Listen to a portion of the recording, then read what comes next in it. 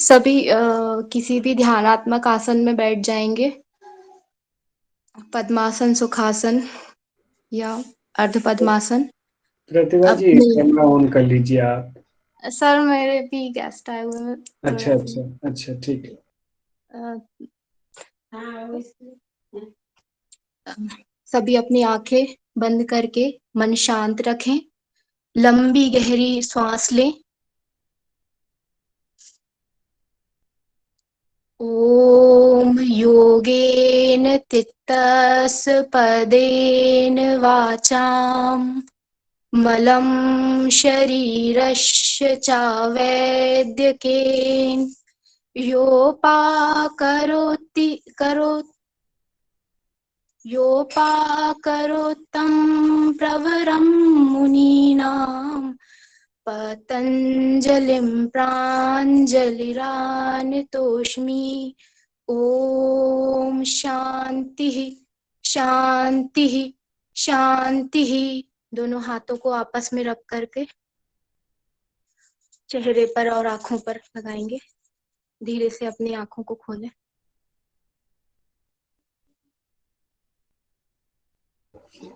बहुत अच्छा प्रतिभा जी।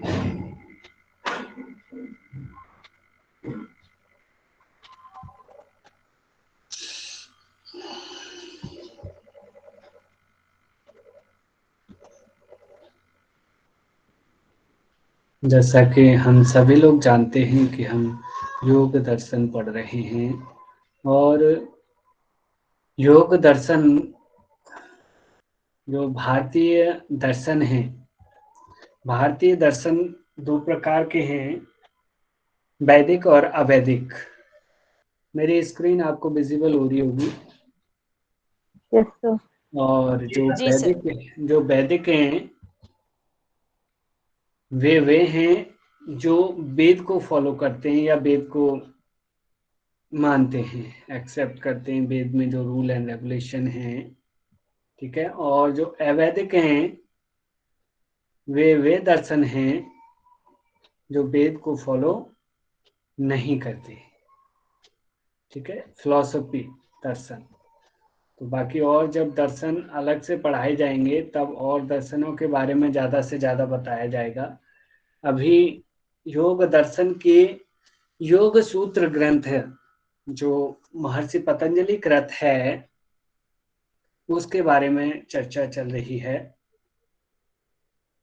तो मैं आपको बता दूं कि जो योग दर्शन है, सबसे पहले इसका परिचय जानना जरूरी है कि आखिर योग दर्शन, और योग दर्शन से भी पहले दर्शन नहीं जान रहे हम कि योग दर्शन तो और बड़ा विषय होगा, जब दर्शन पढ़ेंगे तब और जानेंगे। बाकी योग दर्शन का जो ग्रंथ, मुख्य ग्रंथ, हर एक दर्शन के अपने अपने ग्रंथ हैं मुख्य। न्याय सूत्र, सांख्य कारिका, सांख्य का, और इस तरीके से अलग अलग योग सूत्र, वेदांत का अलग है। बाकी ये सब के अपने अपने अलग अलग मुख्य ग्रंथ हैं जिनमें उनका विस्तृत रूप से वर्णन मिलता है, ठीक है। तो ये पातंजलि योग सूत्र, जिसकी सूत्रों की चैंटिंग अभी हम पिछली कक्षाओं में लगातार कर रहे थे, तो इसका यदि परिचय देखें इस ग्रंथ का, मेरी स्क्रीन दिख रही है ना आपको? जी सर। ये जो ग्रंथ है ये महर्षि पतंजलि ने लिखा है। ये किसके कृत है? महर्षि पतंजलि कृत ग्रंथ है। और इसकी जो रचना का जो काल है उसके विषय में जो विद्वान है उनमें मतभेद है। मतभेद से मतलब है कि उसका एक निश्चित रचना काल नहीं माना जाता। कुछ विद्वान कुछ एक्सेप्ट करते हैं और कुछ विद्वान कुछ एक्सेप्ट करते हैं, ठीक है। तो उनमें से कुछ विद्वानों ने जो एक्सेप्ट किया है वो ईसा से 400 वर्ष पूर्व में इस ग्रंथ की या महर्षि पतंजलि के समय को इंडिकेट किया है कि ये जो ग्रंथ है ये ईसा से 400 वर्ष पूर्व का है, ठीक है। और भाष्य बोले हैं तो भाष्य होती है कॉम्प्लीमेंट्री, यानी उस ग्रंथ को इजी लैंग्वेज में बनाना। कोई ऐसी क्लिष्ट या फिर कोई ऐसी हार्ड लैंग्वेज में कुछ ग्रंथ लिखा हुआ है और उसे सब समझ नहीं पा रहे। जैसे रामायण की बात करें तो महर्षि वाल्मीकि, किसी का माइक ऑन है, प्लीज माइक ऑफ कर लीजिए। तो रामायण की बात करें तो महर्षि वाल्मीकि जी द्वारा जिन्होंने जो रामायण लिखी है उसको सभी लोग नहीं समझ पा सकते, तो उन्हीं की रामायण पे भाष्य लिखा और कॉम्प्लीमेंट्री लिखी तुलसीदास जी ने।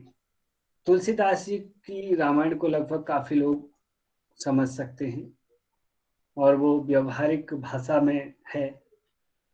इसी तरीके से जो महर्षि पतंजलि की जो योग सूत्र है, इस ग्रंथ पे बहुत सारे ग्रंथ और बहुत सारे भाष्य मतलब कॉम्प्लीमेंट्री लिखी जा चुकी हैं, ठीक है, जिसमें कि व्यास भाष्य काफी फेमस है। और उसके बावजूद भोजवृत्ति है, राजा भोज हुए उन्होंने लिखा है, और व्यास के जो भाष्य है उसको भी हिंदी में डेवलप करके प्रकाशित कर दिया गया है। तथा इसी के ऊपर जो एक अगला भाष्य पातंजलि योग प्रदीप, जो स्वामी ओमानंद जी द्वारा भी प्रकाशित हो चुका है, जिससे कि यानी कि उनके सूत्रों को, पतंजलि योग सूत्र के सूत्रार्थ को इजी से समझाया इनमें गया है, और हमारी जो व्यवहारिक भाषा है उसमें उसे समझाने की कोशिश की गई है, ठीक है। तो इस प्रकार हमने ये समझा इसमें कि ये जो है पातंजलि योग सूत्र महर्षि पतंजलि द्वारा लिखा गया है, और इसका जो रचना काल है वो लगभग ईसा से 400 वर्ष पूर्व है, और इस पे अब तक बहुत सारी टीकाएं या भाष्य लिखे जा चुके हैं, जिसमें के काफी फेमस जो भाष्य माना जाता है वो व्यास भाष्य माना जाता है, ठीक है। तो बाकी और बता दें कि इस ग्रंथ में अध्यायों को पाद नाम से संबोधित किया गया है। ऐसे बहुत सारे ग्रंथ हैं जिनमें उनके चैप्टर्स को अलग अलग नाम दिया जाता है। आप में से कोई बताएगा कि शिव संहिता के चैप्टर्स को किस नाम से पुकारा गया है? पटल पटल पटल पटल। वेरी गुड, वेरी गुड, पटल। बहुत बढ़िया। आप हठयोग प्रदीपिका पढ़ रहे हो, हठयोग प्रदीपिका के उपदेश। चैप्टर्स उपदेश। उपदेश। उपदेश, वेरी गुड। तो इसी तरीके से जो पतंजलि योग सूत्र के जो अध्याय हैं उनको क्या कहा गया है? पाद। पाद, वेरी गुड।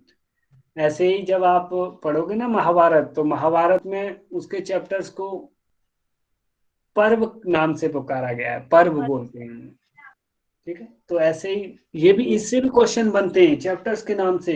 नेट के एग्जाम में कई बार क्वेश्चन आए कि इसको सर्ग, बहुत जगह सर्ग कहा जाता है चैप्टर्स को, है? सर्ग किस में होते हैं, ये किस में, ये वाली पर्व किस ग्रंथ में है, इस तरीके से। तो जो पाद हैं उनकी संख्या 4 है, यानी इसमें जो चैप्टर्स की संख्या कितनी है? 4।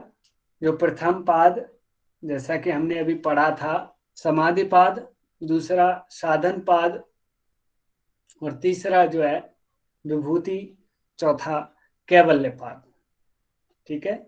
और इस पूरे ग्रंथ में समाधि पाद से लेकर के कैवल्य पाद तक जो सारी टोटल सूत्राज देखें तो 195 कुल सूत्र का वर्णन मिलता है हमें इसमें, ठीक है। जिसमें स्पेसिफिक देखें तो यहाँ आपको दिखाई दे रहा होगा, ये स्पेसिफिक जो समाधि पाद है उसमें 51 सूत्र हैं, साधन पाद 55 सूत्र, विभूति पाद 55 सूत्र, और कैवल्य पाद 34 सूत्र, टोटल 195 सूत्र। आपको ये चीज भी क्रम से याद होनी चाहिए। इनके चैप्टर्स के नाम और इनमें सूत्रों की संख्या। आप समझ पा रहे हैं? सर हमें क्लास में सर ने बताया था कि 190 196 भी कई जगहों पे आता है और 195 दोनों भी कुछ डिबेट चल रहा है सर, ये सही है सर? किसमें क्या क्या बोले आप? जैसे कि नंबर ऑफ सूत्रास है पातंजलि दर्शन के, कई जगह पे एग्जाम में पूछा जाता है कि ऑप्शन में कई जगह पे 196 भी आता है और कई जगह पे 195 भी आता है, तो दोनों करेक्ट है। नहीं, अभी एक्सेप्टेबल 195 ही है और 195 ही माना जाता है। और मैं आपको एक चीज और क्लियर करा दूं कि यूजीसी कोई भी ऐसे क्वेश्चन को पुटअप नहीं करती, अपने एग्जाम में नहीं रखती जो मतभेद जिन पे चल रहे हों। समझ रहे हो? जैसे आप कह रहे हो कि कोई कह रहा है 196 है, कोई कह रहा है 195 है, तो ऐसे क्वेश्चन जो रियल में जिन पे मतभेद चल रहा है वो क्वेश्चन रखे नहीं जाते, और रखे जाते हैं तो उनमें वो ज्यादा एक्सेप्टेबल होता है जिसे ज्यादा लोग मानते हैं। आप ही बताओ, जिधर मेजोरिटी ज्यादा होगी वो ज्यादा एक्सेप्ट होगा। आप 40 लोग हो, 40 लोगों में जो 30 लोग जिस बात को कहेंगे, एक्सेप्ट करेंगे, वो एक्सेप्टेबल होगी कि जो 10 लोग कहेंगे वो एक्सेप्टेबल होगी? Sir majority.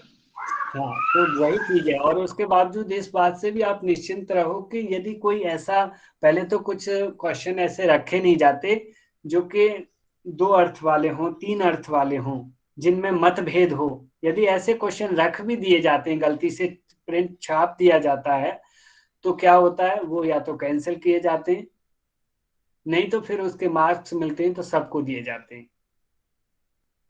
क्योंकि आपको क्लेम डालने का, उसमें जो है ना, ऑब्जेक्शन करने का भी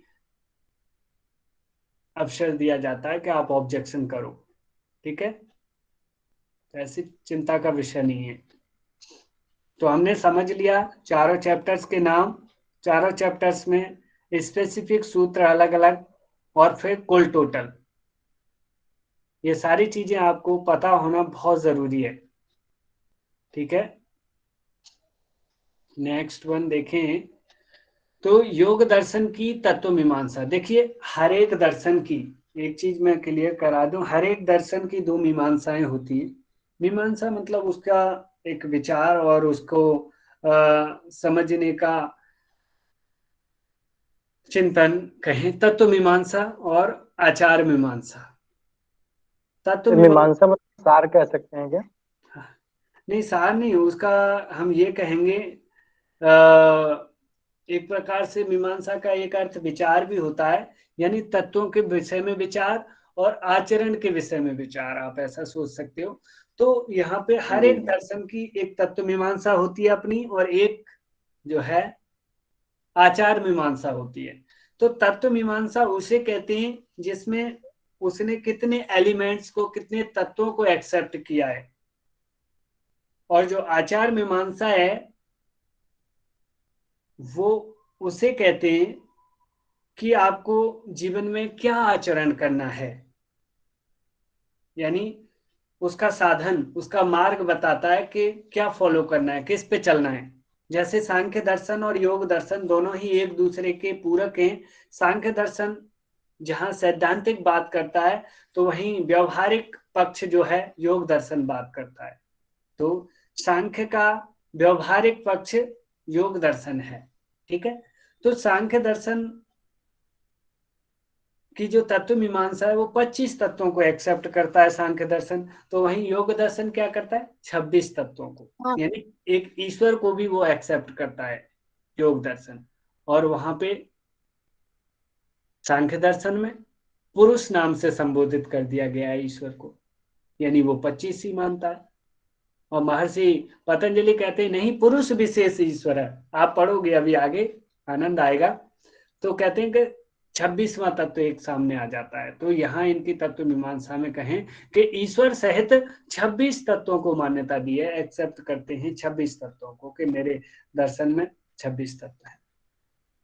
वहीं इनकी आचार मीमांसा की बात करें महर्षि पतंजलि जी की, तो आचार मीमांसा में क्या बताया गया कि आचार मीमांसा जो है उसमें तीन प्रकार के साधकों को इन्होंने एक प्रकार 3 कैटेगरी में बनाया और 3 कैटेगरी से साधन सेटअप किए।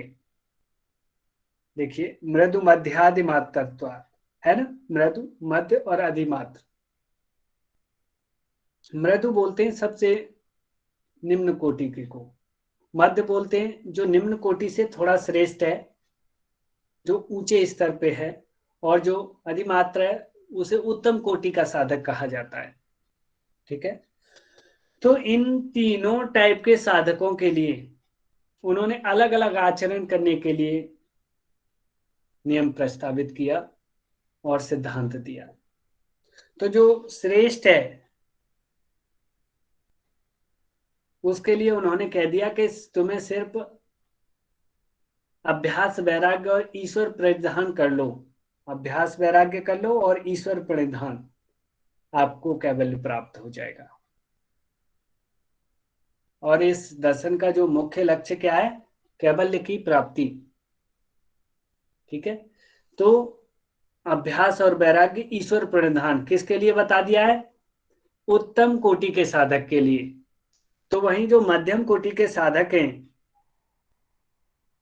यानी कि जिनकी साधना उस लेवल पे नहीं पहुंची है और जो उतने गिरे हुए लेवल के भी नहीं है, वो साधना तो करते आ रहे हैं, उनका स्तर बढ़ गया है, उनके लिए उन्होंने कह दिया कि आप क्रिया योग को फॉलो करो। अब क्रिया योग क्या है, अभ्यास वैराग्य क्या है, ईश्वर प्रणिधान क्या है, ये आपको और आगे बताया जाएगा। अभी थोड़ा मैं बाहर से थोड़ा परिचय पे हम लोग चल रहे हैं, तो इसी को समझने की कोशिश कर रहे हैं कि क्या क्या वर्णन मिलता है, इसका वर्ण विषय क्या है। हाँ? और वहीं जो निम्न कोटि के साधक, जिस कोटि में हम लोग घूम रहे हैं, उनके लिए अष्टांग योग का इन्होंने प्रतिपादन किया, अष्टांग योग का अनुष्ठान किया कि आप अष्टांग योग को फॉलो करो तो आप कैवल्य को प्राप्त कर सकते हो और आपका स्तर बढ़ सकता है। ठीक है, यहां तक बात क्लियर है? सभी को समझ में आ गया है? जी सर। तो इस ग्रंथ के चारों पादों का जो वर्ण विषय है वो अब हम आगे समझते हैं कि किस किस चैप्टर में हम क्या क्या चीजों पे या किन किन बिंदुओं पे फोकस करेंगे, क्या क्या समझेंगे। ठीक है, तो समाधिपाद, समाधिपाद में सबसे पहले ही जो बिंदु होगा वो योग का अनुष्ठान, योग की शुरुआत हुई, कैसे शुरुआत हुई वो बता रहे हैं। फिर योग की परिभाषा, आपसे ये भी क्वेश्चन कहीं पे भी पूछा जा सकता है कि महर्षि पतंजलि योग दर्शन के अनुसार या महर्षि पतंजलि के अनुसार योग की परिभाषा किस चैप्टर में किस सूत्र नंबर पे वर्णन है? तो आप बताइए, कौन बता रहा है? समाधिपाद का समाधिपाद दूसरा सूत्र। सेकंड नंबर सूत्र। पूरी बात बोलिए, दो तो साधन पाद का भी है, विभूति का भी है, पूरा बोलना है। ठीक है, आप क्या बोलोगे? 1/2। ठीक है, तो यानी कि उसमें योग की परिभाषा दी गई है। फिर चित्त वृत्ति एवं उनके प्रकार, चित्त की वृत्तियां हमने देखा है, 5 प्रकार की चित्त वृत्तियां 2 रूपों वाली बताई गई है। फिर उनके टाइप्स बताए गए हैं किस पहले समाधिपाद में। ठीक है, इसका चल रहा है ये अभी। फिर उसके बाद चित्त वृत्तियों के निरोध का उपाय, उनसे कैसे छुटकारा पाया जाए, उन्हें कैसे रोका जाए चित्त की वृत्तियों को, उसका अभ्यास वैराग्य ईश्वर प्रणिधान का भी वर्णन इसी में मिलता है हमें। ठीक है, नेक्स्ट, इसके बाद संप्रज्ञात समाधि और संप्रज्ञात, संप्रज्ञात यानी जो प्रज्ञा के साथ, जहां पे हमारी प्रज्ञा साथ हो वो वाली समाधि। असंप्रज्ञात, जहां प्रज्ञा न रहे वो समाधि। और फिर ईश्वर का स्वरूप, आखिर ईश्वर कौन है, कैसा है, इसके बारे में भी हम समाधिपाद में जानेंगे। ठीक है, नेक्स्ट योग अंतराएं, या फिर ये कहें कि योग के बाधक तत्व। अंतराएं मतलब होती हैं जो अंतर उत्पन्न करें, यानी जो फ्लो को तोड़ें। बाधाएं, वेरिएशंस, रिस्ट्रिक्शंस। तो योग अंतराएं एवं विक्षेप सहभुवा। और विक्षेप सहभुवा वो होती हैं जो अंतराओं की हेल्प करती हैं। ठीक है। अब इसके साथ साथ इसी चैप्टर में हम चित्त प्रसादन के उपाय। चित्त प्रसादन, देखो ऊपर ये तो ये नहीं बोल सकते योग अंतराएं बाधक तत्व। हठ योग में आपने बाधक तत्व पढ़े होंगे और फिर साधक तत्व पढ़े होंगे।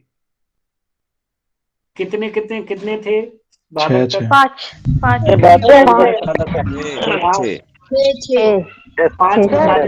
पांच बताने वालों को सैल्यूट है मेरा। Sorry sir. पढ़ो ध्यान से। अत्याहार प्रयासश्च प्रजल्पो नियमाग्रह जनसंघश्च लौल्यम च षड्वीर्योगे विनश्यति। ये हो गए बाधक। साहसात धैर्यात तत्वज्ञानाच्या निश्चयात जनसंग परित्यागात षड्वीर योगो प्रसिद्धति। ये हो गए साधक तत्व। वेरी गुड, क्या बात है। देखो एक से एक एक्सपर्ट पढ़े। तो राहुल जी की मेहनत को बेकार नहीं जाने देना भाई, किसी की भी मेहनत को बेकार नहीं जाने देना है। तो 6 उसी तरीके से इसमें भी देखो बड़े घुमाव से क्वेश्चन पूछ लिए जाते हैं। हमसे वाइवा लिया गया था ना, मेरा वाइवा लिया जा रहा, तो बोले कि पतंजलि के अनुसार साधक बाधक तत्व बताओ। तो सोच में पड़ गया भाई, बाधक तत्व किसी ने यही नहीं बताया था कि योग अंतराओं को बाधक तत्व भी बोलते हैं। तो मैं बता रहा हूँ आपको। फिर अचानक मेरा दिमाग गया, मैंने कहा भाई यार, विक्षेप सबब और योग अंतराएं ये क्या है? ये बाधाएं तो हैं, तो ये बाधक तत्व में आएंगे। तो मैंने फिर यही सूत्र व्याधिष्ठान संशय वाला स्टार्ट किया। तो फिर एग्जामिनर खुश हो गया, हाँ ठीक है जी। नहीं तो सोचने वाला एक मेरा साथ वाला उससे बोला हाँ भाई साधक तत्व योग दर्शन के अनुसार। वो उसे बोला सर मुझे नहीं पता साधक तत्व। अब फिर मुझसे बोला है भाई यार सत्येंद्र क्या है, कौन से थे साधक तत्व? मैंने कहा पागल, जो चित्त प्रसादन है वो क्या है? अरे वो तो मुझे याद है, मैत्री करना मुझे तो उपेक्षारा। मैंने कहा वो क्या है? वही तो साधक तत्व है। और बहुत और भी सारे उसके साथ साथ और भी बहुत सारे दिए गए। तो यानी कि आप ये समझ लो, रिलेट करना जरूर सीखो कि उसका दूसरा नाम क्या है, इसको और अन्य किस नाम से जानते हैं। अब जैसे सर आप प्रतिपक्षी, हैं जी, प्रतिपक्षी, विघ्न, अंतराय और हाँ एक और था। अंतराएं, प्रतिपक्ष, विघ्न, बाधाएं, कुछ भी कहे, बाधक तत्व, इन सब को आप समझ लो कि जो हमारी साधना में रुकावट उत्पन्न करें, जो प्रॉब्लम दें, वो सब बाधाएं ही हैं। ठीक है। अब जैसे और उनके समानार्थी नाम याद करना न भूलें, इनको और किन किन नामों से पुकारा जाता है, क्योंकि परीक्षा में पता नहीं पड़ता कि एग्जामिनर किस मूड में है, कौन सा वर्ड रख दे कि इसको बताओ। अब आप चक्कर में पड़ जाओगे, पढ़ा तो है, याद भी है, लेकिन अरे यार उसको ये क्या होता है, वो क्या होता है, इसमें तो ये मैंने पढ़ा ही नहीं। जब आप देखोगे तो इस चीज को दिमाग चलाना बहुत जरूरी है। अब जैसे उसमें सटकर्म में, हठ योग में जो सटकर्म है संघ प्रक्षालन, उसको किसी एक दूसरे नाम से भी जानते हैं। कौन बताएगा? वारिसार। वारिसार, बारिशार धोती। वारिसार धोती। और एक और नाम है उसका पातसार। क्या? पातसार। सर बात कायाकल्प। नहीं कुंजल क्रिया है, एक और नाम है। रोहिणी सर। बताइए अभी किसी ने बताया था, और बताइए क्या क्या बताया? कायाकल्प बोलते हैं उसे, कायाकल्प।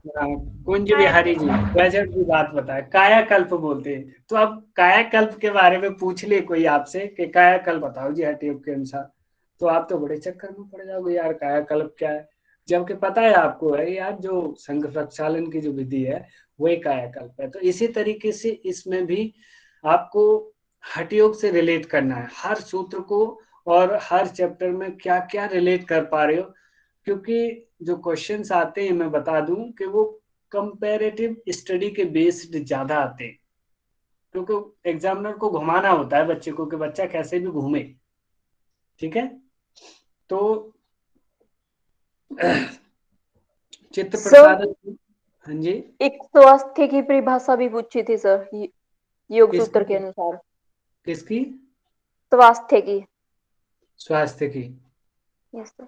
हाँ, ऐसे ही पूछते हैं, मैं बता तो रहा हूँ। आप खुद जब रिलेट करोगे ना, आपको खुद पता लगता चला जाएगा कि क्या क्या कहाँ पे है।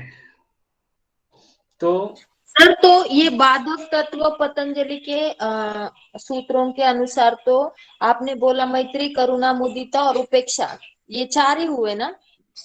ये साधक नहीं, तत्व नहीं। हैं, और यही नहीं है, ये इनके साधक अलावा तत्व और भी है। बहुत सारे हैं। विशोका वा ज्योतिष्मति, विषयवती वा प्रवृत्ति उत्पन्ना, ये सब, और वीतराग विषम, उसके साथ साथ स्वप्न निद्रा, यथा विमत, ये सब साधक तत्व ही हैं। ये सब कोई भी एक फॉलो 33 करके, से 39 तक गए।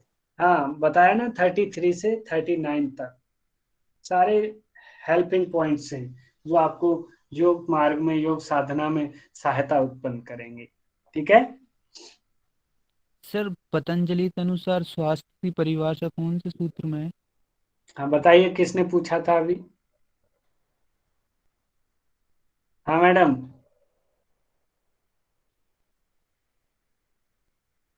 Yes sir. पतंजलि के अनुसार स्वास्थ्य की परिभाषा सर नहीं ध्यान सर, पूछा था सर इंटरव्यू में सर। आएगा आएगा, सामने आएगा। उसमें ओके कुल सर। मिलाकर के एक व्यक्ति ऐसा होना चाहिए, कुल मिलाकर के, जो अभी जब पढ़ोगे ना आपको, तो फिर क्लियर हो जाएगा कि ये सूत्र जो है व्यक्ति के नेचर पे जा रहा है, उसके स्वास्थ्य को इंडिकेट कर रहा है, चाहे वो मानसिक रूप से करे चाहे आध्यात्मिक रूप से करे, तो वो आएगा सामने। ठीक है। तो इसके साथ साथ अभी हम जो आगे इसी में देखेंगे, चित्त प्रसादन देख लिया, संप्रज्ञात समाधि के भेद की भी चर्चा होगी यहाँ पे, और सभी समाधि, ऋतंबरा प्रज्ञा और निर्वीज समाधि। इस प्रकार से ये बिंदु, इन बिंदुओं का वर्णन होगा हमारे इसमें समाधि पाद में। ठीक है। नेक्स्ट वन, साधन पाद को देखें तो साधन पाद में क्रिया योग व इसका फल, क्रिया योग क्या है और इसका फिर बेनिफिट क्या है इसे फॉलो करने का, ये फिर पंच क्लेश व इनका स्वरूप, पांचों क्लेश कौन कौन सी, उनकी परिभाषाएं क्या क्या है, वो चीज देखेंगे। क्लेश निवृत्ति का उपाय, अब जो पंच क्लेश है इनसे छुटकारा कैसे पाया जाए, बड़ा ही सिस्टमेटिक थी। आप एक चीज बड़े अच्छे से देखोगे इसमें योग दर्शन में कि इसमें रिलेट बड़े अच्छे से किया है। जैसे पहले चैप्टर में क्या था, चित्त वृत्तियां, फिर चित्त वृत्तियों के प्रकार, फिर चित्त वृत्तियों को निरोध करने का, उन्हें दूर करने का उपाय। वैसे ही देखो यहाँ पे पंच क्लेश, फिर उनका स्वरूप, फिर पंच क्लेश निवृत्ति का उपाय। सर स्क्रीन विजिबल नहीं हो, स्क्रीन नहीं दिख रही है मेरी? नहीं सर, दिख रही है। दिख रही है सर, सर, दिख रही है। जिसको सर, नहीं नीचे दिखाई दे रही नेटवर्क वो प्रॉब्लम आप है। मेरे उस पे जाके ना पिन करिए और फिर आपको दिखने लग जाएगी। मेरी आईडी पे जाके आप पिन करिए। उसके बाद क्लेश निवृत्ति का उपाय, दुख के प्रकार, चतुर्व्यूहवाद, प्रकृति का स्वरूप, ये जो प्रकृति है जितनी भी, इसका क्या स्वरूप है, पुरुष का स्वरूप, इसको सबको हम किस में देखेंगे, साधन पाद में। उसके साथ साथ कैवल्य का स्वरूप देखेंगे, अष्टांग योग व इसका फल। देखो इसमें जो दो प्रकार के साधक, एक प्रकार का उत्तम कोटि का साधक कवर हो गया हमारा किसमें जाकर के, समाधि पाद में। अब इसमें क्रिया योग बता दिया और अष्टांग योग बता दिया, यानी मध्यम कोटि और अधम कोटि का जो साधक के लिए जो रास्ता बताया जा रहा है वो साधन पाद में। साधन का मतलब ही ये होता है कि साधन एक रास्ता, कैसे रास्ता आपको बताया, आप क्या फॉलो करें जिससे कि कैवल्य की तरफ बढ़ सके। और समाधि में क्या है कि उनकी बिंदुओं की विशेषता बता करके आपको फिर वो साधन बताया गया है, फिर उन साधनों पे चलने से क्या क्या आपको बेनिफिट मिलेगा, क्या क्या विभूतियां मिलेंगी, क्या क्या शक्तियां आपके अंदर आ जाएंगी, वो बताया जाएगा। और फिर आप पूर्ण मुक्ति या पूर्ण कैवल्य की जो प्राप्ति किस तरीके से करोगे, उसके लिए आपका कैसा चित्त होना चाहिए, उसका वर्णन हमें कैवल्य पाद में मिलेगा। ठीक है, तो यहाँ यम का स्वरूप व इसका फल, नियम व इसका फल, और आसन की परिभाषा उसका फल, प्राणायाम की परिभाषा व उसका फल, और उसके बाद प्राणायाम का फल तथा प्रत्याहार का स्वरूप व इसका फल। ठीक है, यहाँ ये खत्म होता है सेकंड चैप्टर तक, इनके मुख्य बिंदु। तो अभी समय भी होता जा रहा है, तो इससे जुड़ा अभी यहाँ तक जो की पॉइंट हैं उनमें किसी को भी कोई समस्या आ रही है या समझ में नहीं आ रहा है, आप कोई भी डाउट है आप अपना रखिए। सर ये जो 8th वाला है कैवल्य का स्वरूप, ये तो साधन पाद में आएगा ना, तो कैवल्य पाद में फिर ये तो कैवल्य पाद में आना चाहिए ना सर? एक्चुअली पता है क्या है, उसमें साधन केवल का स्वरूप इसमें भी आया है, उसमें भी आया है, केवल पाद में भी। तो उसमें ना कई जगह से 2-3 सूत्र रखे गए हैं, एक विभूति पाद से में भी 1-2 सूत्र बनता है और एक केवल पाद में भी बनता है, और इनमें से लेकर के 3-4 सूत्र का 2-3 सूत्र का 3 सूत्र का आई थिंक सेटअप है, तब जाकर के वो पूरा कैवल्य का स्वरूप क्लियर हो पाता है। तो उसमें भी है, ऐसी कोई चिंता का विषय नहीं। हाँ जी सर, इसका फिर हम स्टेप बाय स्टेप डिटेल में जाएंगे, फिर नोट्स भी बनवाएंगे ना? आपकी ना वॉइस मुझे नहीं आ रही, इससे ब्रेक हो रही है बहुत ज्यादा। सर नोट्स पूछ रही हैं बनाने के लिए। नोट्स देखो, आप नोट्स साथ साथ बनाते जाओ अपने, बाकी ये जो भी जिससे आपको पढ़ाया जा रहा है या जो भी है, मैं आपको ये भी शेयर कर दूंगा, बशर्ते आप अपने नोट्स बनाएं, क्योंकि अपने तरीके से जब आप शॉर्ट नोट और वैसे नोट्स बनाओगे तो वो ज़्यादा हेल्पफुल होंगे दूसरे की नोट्स के अपेक्षा। बाकी ये सब भी दिया जाएगा आपको, ठीक है, इसकी बात चिंता ना करें। एक दूसरे के आपस में नोट्स इस एकेडमी में शेयर होते हैं, क्योंकि सबको समझना है, सबको आगे बढ़ना है, पर मेहनत करनी है, आपको खुद अपने बनाने हैं। ठीक है सर एक बार मीमसा वाला का समझा देते तो। हाँ जी, मीमसा वाला जो आपने 25 और 26 तत्वों वाला समझाया, उसको एक बार फिर से रिपीट कर देते। तो में मुझे ना अभी समझ में नहीं आ सर रहा ये है। मैम बोल रही मीमांसा का सबसे मीमांसा। अच्छा, मीमांसा वाली बात, देखो मीमांसा वाली जो सुबोध में जो बात है वो एक्चुअली क्या है, हर एक दर्शन में ये होता है। एक तो होता है कि कुछ जो फिलोसफीज हैं वो कुछ सूत्रों को एक्सेप्ट करती हैं, तत्वों को, वो कहती हैं कि इतने तत्व हम एक्सेप्ट करते हैं, हमारे अनुसार पूरी प्रकृति इतने तत्वों से चल रही है। जैसे सांख्य दर्शन के बारे में आपने सुना होगा, तो सांख्य दर्शन कहता है कि ये जो जितनी भी पूरी प्रकृति है वो 25 तत्वों से मिलकर के बनी हुई है। सारी प्रकृति, सारी जो सृष्टि दिख रही है, जो प्रकृति दिख रही है, पूरी सृष्टि, प्रकृति तो नहीं कहेंगे,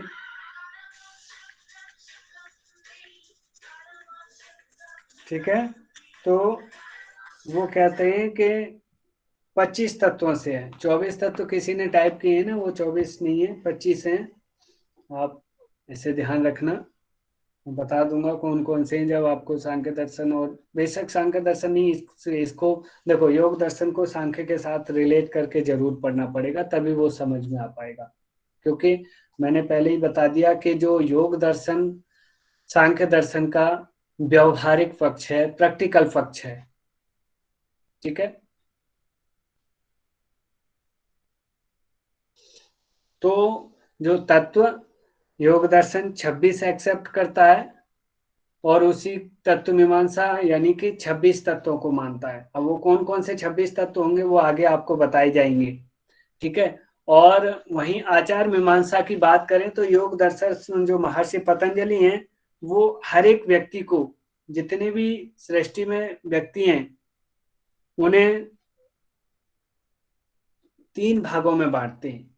एक तो वे व्यक्ति जो उच्च कोटि के हैं, जिन्होंने साधना का लेवल काफी ऊपर तक पहुंचा रखा है, जो कई स्टेप पार कर चुके हैं साधना के, जो समाधि के इर्द गिर्द, ध्यान और समाधि के इर्द गिर्द घूम रहे हैं वो, और एक वो जो मध्यम कोटि के साधक हैं, यानी कि जिनकी साधना थोड़ा पहले स्टार्ट हो गई थी लेकिन अभी मध्य अवस्था में है, वो उच्च अवस्था में नहीं पहुंचे, या फिर उन्हें हम ये कहेंगे ये बिल्कुल निम्न स्तर पे हैं, तो वो भी नहीं है, उनकी साधना थोड़ी ऊंची है। आप एग्जाम्पल के तौर पे बहुत सारे जो आपको लगते हों, जैसे ऋषि मुनि या जो भी अपने आधुनिक समाज में जो व्यक्ति दिखते हों, उनको आप सोच सकते हो कि ये व्यक्ति हुए, ठीक है। और एक जो अधम, अधम मतलब निम्न, निम्न कोटि के साधक, और निम्न कोटि के साधक जिसमें हम लोग चलते हैं, जहां तक है कि हमने जिसका एक भी स्टेप अभी पार नहीं कर पाया, हम साधना में एंटर ही किए और योग साधना में चल रहे हैं। और योग साधना में क्या चल रहा है रियल देखा जाए तो ये तो सब पढ़ाई हमारी स्वार्थ बस है, हमें तो जेआरएफ पार करना है, वो वाला चल रहा है, बाकी साधना वाधना नहीं चल रही। तो एक्चुअली क्या है कि हमें तो अपना प्रोफेशन बनाना है, अपने लक्ष्य प्राप्त करना है, तो इस वो चीज को देखते हुए हम लोग निम्न कोटि के साधक हैं। उसके लिए अष्टांग योग का वर्णन किया है, मध्यम कोटि के लिए क्रिया योग का, और उत्तम कोटि के लिए अभ्यास वैराग्य का। अभी क्लियर हुआ आपको अर्चना मैम और Subodh ma'am? Yes sir, clear हुआ। Yes sir. हाँ, चलिए, और किसी को इनमें से कुछ पूछना हो तो पूछिए, नहीं तो अभी जितना पढ़ाया गया है मैं आपसे पूछता हूँ। सर एक प्रश्न है। जी सर। हाँ जी शैलेंद्र जी। हाँ जी सर। सर ये जो 25 एलिमेंट्स की बात करता है सांख्य दर्शन, और 26 एलिमेंट की बात करता है पातंजलि योग सूत्र, तो इसमें जो डिफरेंस है तो उसमें पुरुष का ही है क्या? एक्चुअली वहां पे वो ईश्वर को अलग मानता है, योग दर्शन कहता है ईश्वर अलग है। अच्छा, पुरुष और ईश्वर दो इधर काउंट होता है? हाँ, इसमें पुरुष और ईश्वर भी मानता है। अब वो जो सांख्य दर्शन है वो कहता है पुरुष और प्रकृति से मिलकर के बाकी 23 तत्व बने हुए हैं, लेकिन योग दर्शन कहता है कि ईश्वर तो अलग है, जो पुरुष है उनका भी सृजन करने वाला है, उनसे श्रेष्ठ है, पुरुष विशेष हो गया ना ईश्वर को, उनमें भी विशेष है, यानी उनसे भी अलग विशेषता रखने वाला है, तो यानी वो अलग है। समझ रहे हो? सर और भगवत गीता में कृष्ण जी अलग ही मानते हैं, जैसे कि उनका ही अंश पूरे इसमें समा हुआ है, जैसे कि माया दक्षिण प्रकृति, तो फिर उनका भी अलग ही है ना? भगवत गीता का अलग है थोड़ा, बाकी हमें अभी सांख्य और योग का दो का लेके चलना है। तो अभी क्लियर हुआ ये जितना भी समझा हम लोगों ने? Yes sir. जी। चलिए, तो आप लोग, हाँ जी सर, ये भाष्य और टीका में कुछ अंतर होता है क्या? एक्चुअली भाष्य और टीकाएं लगभग समझने की बात है, ये कॉम्प्लीमेंट्री होती हैं, कि कोई कॉम्प्लीमेंट्री लिख रहा है, कोई टीका लिख रहा है या भाष्य लिख दे रहा है, तो एक प्रकार से मतलब अपने अपने हिसाब से समझकर कोई अपना अपना क्रक्स लिख देता है। अब बस जैसे एक्चुअली उसमें ज्यादा फेरबदल तो नहीं कर सकते, जो मूल टेक्स्ट है उनको तो नहीं बदला जा सकता, लेकिन एक हर एक व्यक्ति के, देखो आप मुझसे हठयोग प्रतिपिका पढ़ोगे तो आप कुछ अलग तरीके से आपकी अंडरस्टैंडिंग होगी, अलग लर्निंग होगी, राहुल जी से पढ़ रहे हो उनसे अलग लर्निंग होगी, तो यानी बस सिर्फ डिफरेंट यही है कि कौन सा व्यक्ति आपको कितनी सरल भाषा में आपको वो भी चीज समझा दे जिसे महर्षि पतंजलि कहना चाहते हैं अपने सूत्रों में। तो वो भाष्य और टीकाएं वही होती हैं, वो अपने उस पे कॉम्प्लीमेंट्री लिख देते हैं, बुक्स लिख देते हैं उसे सरल करने के लिए। ठीक है जी सर। कहीं ऐसा तो नहीं कि मतलब जो भाष्य होता है, जैसे भाष्य होता है तो जो भी श्लोक या सूत्र दिया है उसी का जो अर्थ होता है उसको हम चेंज नहीं कर सकते हैं, तो ये भाष्य है। और आई थिंक जो उसको अपने वे में हम मतलब एग्जाम्पल देके समझाने का प्रयास करते हैं, आई थिंक ये टीका है। मैं कंफर्म नहीं हूँ बट मैंने अपने वो रकम मत। नहीं, ऐसा कुछ नहीं है, बहुत सारी चीजें जोड़ और घटा दी भी जाती हैं। अब जैसे मैं आपको बता दूं, जो आप लोगों ने नाम सुना होगा, योग में हुई हो चित्त भूमिया, नाम सुना होगा जरूर, जी बहुत लोगों ने पढ़े होंगे, जी लेकिन योग दर्शन में कहीं चित्त भूमिया है ही नहीं। पतंजलि योग नहीं है, सूत्र में नहीं है। देखें तो चित्त भूमिया है ही नहीं, लेकिन वो योग नहीं में है। है, और वो उनके भाष्य में मिलती है, व्यास भाष्य में।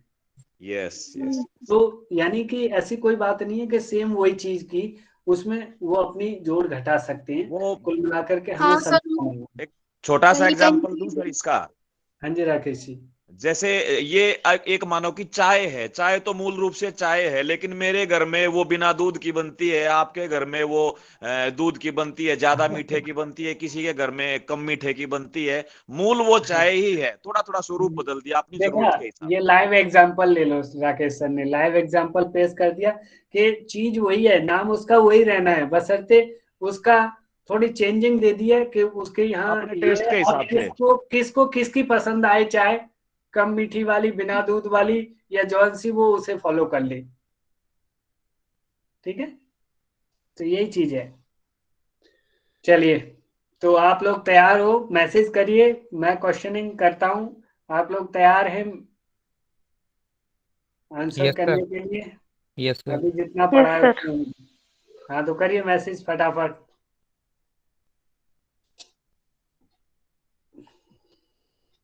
Sir once again question repeat कर दीजिए। हाँ जी,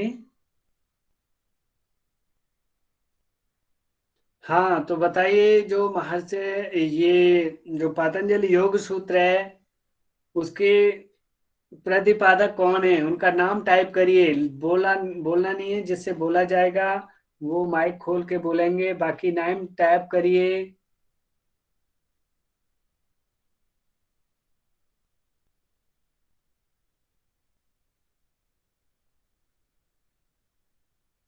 बहुत अच्छे। अभी अंजनी कुमार बताइए, किसने लिखा है पतंजलि योग सूत्र को?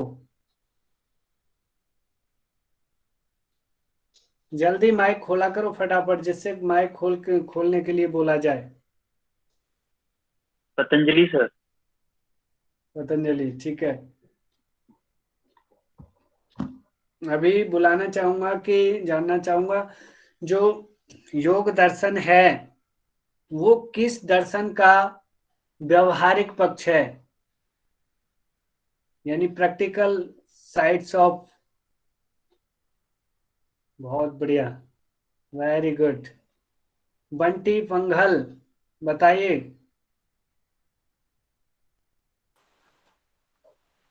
ओके। बहुत अच्छे, लगभग सभी लोग बड़ा अच्छा आंसर कर रहे हैं, वेरी गुड।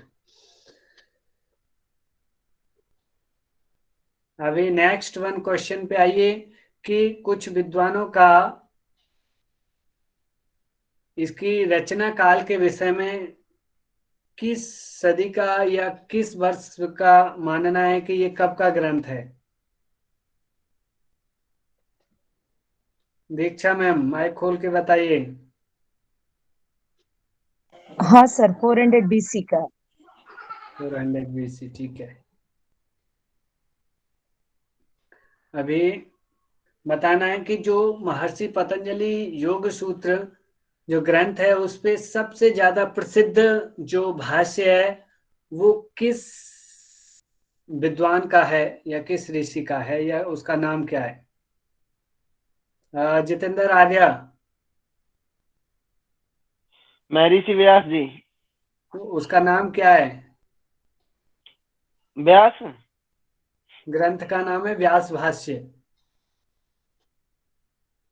ठीक है। जी गुरु जी। अब जो आपको बताना है कि पातंजल योग प्रदीप किसका भाष्य है, किसने लिखा है? पातंजल योग प्रदीप,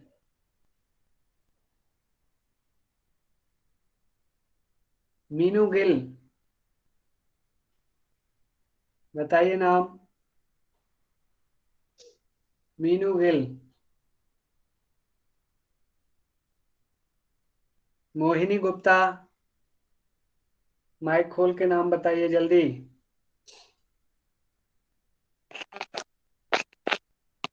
ओम आनंद सर। ठीक है, ओम आनंद सर।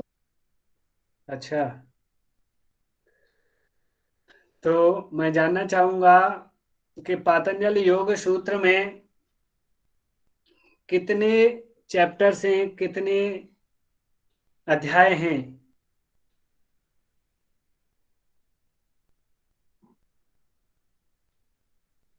जय श्री अम्बे अम्बे अम्बरे, जय श्री अम्बरे। चार। चारों चैप्टर को किस नाम से संबोधित किया गया है?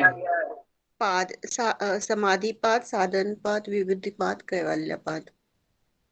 हम बाकी सब भी टाइप करिए, कौन कौन से चारों चैप्टर्स के नाम हैं क्रम से।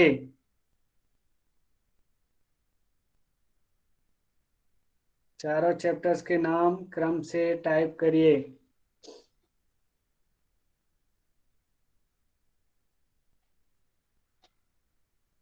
करिए, देखते हैं कौन जल्दी करता है। चैप्टर्स के नेम करने। प्रतिभा, बहुत बढ़िया। और मनोज जी, पुष्पलता, मनोज पाल, राकेश दत्त, वेरी गुड, बहुत अच्छे। अभी चारों चैप्टर्स के नाम एक बार आप बताएंगे। अभी दिव्या चौहान।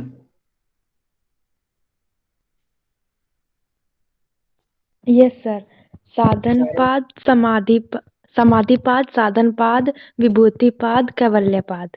ठीक है, क्रम से याद रखने। ठीक है दिव्या यस मोहन सर। जी।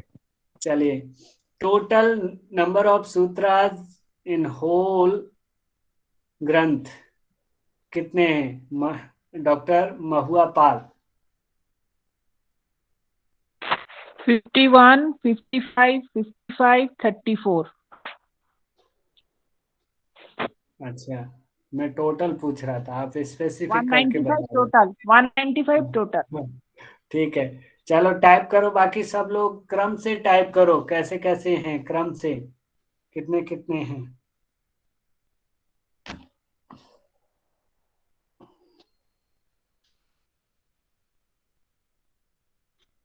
पूरा टाइप करो। हाँ, बहुत अच्छी।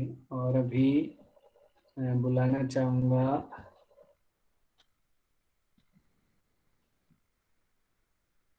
रानी जैन, आप बताइए अलग अलग चारों चैप्टर्स के सूत्रों की संख्या। सर पहला पाद है समाधि पाद जिसमें 51 सूत्र हैं। दूसरा साधन पाद है जिसमें 55 सूत्र हैं। तीसरा है विभूति पाद जिसमें 55 सूत्र हैं। और चौथा है केवल्य पाद जिसमें 34 सूत्र हैं। टोटल 195 सूत्र हैं। बहुत बढ़िया रानी मैम, बड़ा इजी है याद करना। 51, 55, 55, 34, बहुत सरल है, अब सभी को याद करना है। चलिए, बहुत बढ़िया। नेक्स्ट चीज मैं पूछना चाहूंगा कि जो महर्षि पतंजलि ने कितने तत्वों को एक्सेप्ट किया है, उसकी तत्व मीमांसा जाने तो वो कितने एलिमेंट्स को एक्सेप्ट करते हैं कि पूरी पृथ्वी, पूरी जो सृष्टि है वो इतने तत्वों से है। 26। रविंद्र जी, जो 26वां तत्व है वो कौन सा है? रविंद्र जी, सभी जायसवाल, 26वें तत्व का नाम बताइए। ईश्वर सर। सॉरी ईश्वर सर, ईश्वर। सॉरी, क्या बोल रहे हो आप? मुझे समझ नहीं आया। ईश्वर। ईश्वर, बहुत बढ़िया। वहीं पे सांख्य दर्शन कितने तत्वों को एक्सेप्ट करता है? सांख्य, सिंधु आर, बताइए सिंधु आर। 25 सर। ठीक है, टाइम बहुत ज्यादा हो गया आज, जो लेट छूना था। अभी बताइए आप पहले चैप्टर का वर्ण विषय, किन किन बिंदुओं पर बात होगी? स्नेहल सिंह, जल्दी जल्दी कुछ बिंदुओं को बताइए, क्या क्या वर्णन किया गया है समाधिपाद में?